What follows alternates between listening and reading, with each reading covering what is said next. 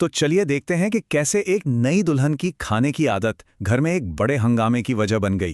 तो ये कहानी सिर्फ खाने की नहीं, ये है जिद और कंट्रोल की एक जबरदस्त जंग।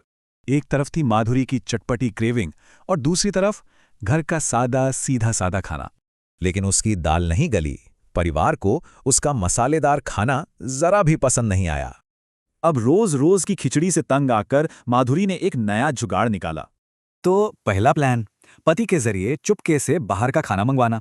पर भाई ये रोज रोज कैसे चलता? और जब पति ने भी हाथ खड़े कर दिए तो माधुरी को अब कोई दूसरा रास्ता निकालना ही था। तो अब बारी थी झूठ की। घर में कहाँ सब्जी लानी है, पर असल में तो स्ट्रीट फूड पार्टी चल रही थी। पर मोहल्ले वालों की नजर से भला कौन बच पाया है? सारी खबर सीधे सांस तक पहुंच गई। घर में बात हुई, उसे समझाया गया। माधुरी ने वादा तो कर लिया, पर क्रेविंग भला वादा कहाँ मानती है। लेकिन वादा ज्यादा दिन नहीं टिका। इस बार ससुर जी ने उसे पकड़ लिया और वो गिड़गिड़ाने लगी। वो एक शर्त पर मान भी गए, पर माधुरी ने अगले ही पल समोसे खरीदकर वो वादा भी तोड़ दिया। और उसी रात छिपकर समोसे खाते हुए जेठानी की नजर उस पर पड़ गई। बस फिर क्या था? तो अब तक घर के 3 लोग उसकी चोरी पकड़ चुके थे। राज अब राज नहीं रहा था। तो अब सजा मिली, बाजार जाना बंद। पर माधुरी ने भी हार नहीं मानी, बल्कि एक और बड़ा प्लान बनाया। और ये प्लान था ज़ोमैटो वाला जुगाड़।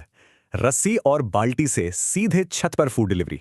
लेकिन जैसी पहला निवाला लिया, पूरा परिवार उसे रंगे हाथों पकड़ने छत पर आधमका।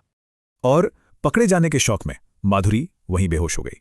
अब मामला और भी सीरियस हो गया था। और फिर सामने आया कहानी का सबसे बड़ा ट्विस्ट। माधुरी प्रेग्नेंट थी। अब दांव पर सिर्फ माधुरी नहीं, उसका होने वाला बच्चा भी था। पर उसकी आदतें नहीं बदलीं। क्रेविंग इस हद तक बढ़ गई कि एक बार तो उसने पूरे ठेले की आलू टिक्की अकेले ही चट कर दी।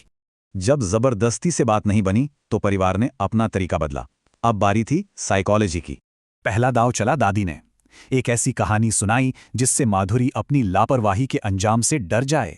और फिर जेठानी ने उसे एक वीडियो दिखाया कि कैसे मसालेदार खाना बच्चे के लिए जानलेवा हो सकता है। ये तरकीब काम कर गई, पर एक सवाल जरूर खड़ा करती है। आदतें डर से बदलती हैं या फिर समझ से?